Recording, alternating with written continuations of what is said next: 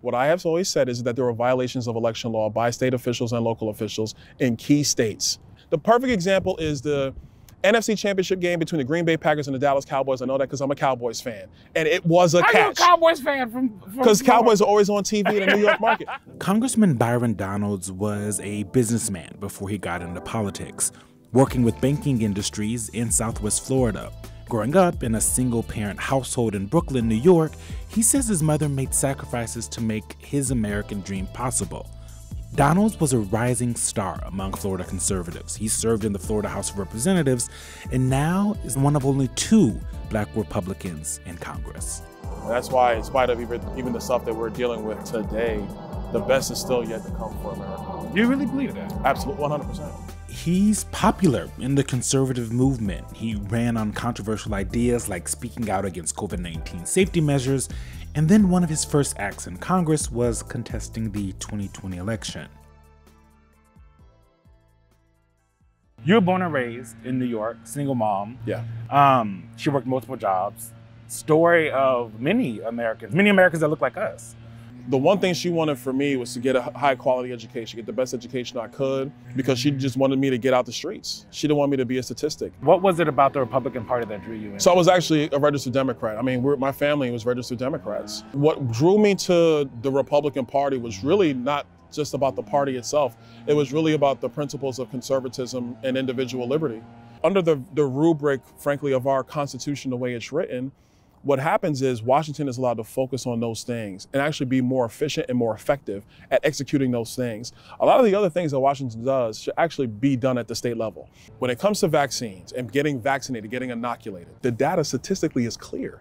You're not contracting it. We don't want people to die from it. So if you have a population of people that are getting vaccinated, that's great. Go back to life. If you have people, we have the people who aren't going to be vaccinated and are still sharing it around. But you can't force people to inoculate. You can't force. No, I'm not saying that you should force people. I contracted COVID-19 in October. In October, I still have antibodies. I get tested once a month now about my antibody count. So when you no longer have antibodies, are you going to get the vaccine? I may not. I have the decision to make for myself. Do I want to take the vaccine or not? I don't take flu vaccines. That's just a me thing. That's my choice as an American. That's my choice as a person. We had a few options for the interview today, and we asked what would be the most significant one for you and your staff. Okay, and I'm curious why, because you hadn't been here before yet, right? I haven't been here before. First time, yeah. First time here. Yeah. Coming here is really impactful for me because his statue here, and not just his statue, but what he's not meant to this country, has just been transformative for our people. One of the misconceptions of Black Republicans, I think, is that we try to ignore history and just look at what's going on today. That's not true. When people are talking about systemic racism in this country, I'm curious about your thoughts on that. Because it feels like you may think that it either doesn't exist or it's not as big of an issue. It doesn't exist today. Today it doesn't exist? No, it doesn't exist today. 100 years ago, if you had told me there was systemic racism in the United States, I would have said absolutely there was. Not only with the police officer, but the DA, the defense attorney, and the judge were systematically set up to make sure that you were guilty no matter what. Systemic and institutionalized racism today in the United States, no. No, Congressman. I mean, if you can look, you can look at the numbers. You can look at the number, and in fact, the pandemic has shown us all of those things hit Black and brown people the hardest because of the boundaries that have already been in place. If you want to unleash systemic anything that disenfranchises one subset of Americans over another, you need to have more freedom and more opportunities, not less. You are a Trump supporter, have been a Trump supporter. Do you believe the 2020 election was free and fair? You had a situation where you had state officials violate election law. You don't just get to just declare your own rules because of an emergency. So were there issues in the 2020 election? Yes. But my question was it a free and fair election? Is Joe Biden the duly elected president of the United States? He's the president of the United States. Is he the duly elected president? He is the duly elected president of the United States. Now, he sits in the Oval right now. When you have situations where election law is violated, you're gonna get people on the side that the outcome did not come out for them, and they're gonna cry foul. The crying foul happened well before the election actually took place. What members of Congress helped spread was that the election was stolen.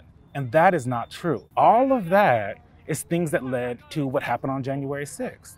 What happened on January 6th was a tragedy. Should have never happened. There is no excuse. The members of Congress, Republican and Democrat, even though we disagreed about different states when it comes to the Electoral College, we went back in and did the job we were duly elected to do. And we were never gonna let anybody stop the peaceful transition of power. I mean, it wasn't peaceful. There was obviously an insurrection. So I think peaceful, we lost. No. We had a transfer of power. The peaceful transition of power happened here in the United States. Back to the question of whether or not the Republican Party has issues of race, it seems that the answer is true. I've been hypercritical about the party on this one because when you never go and see somebody, the natural inclination is you don't care about that person. And the thing I always tell them is just go.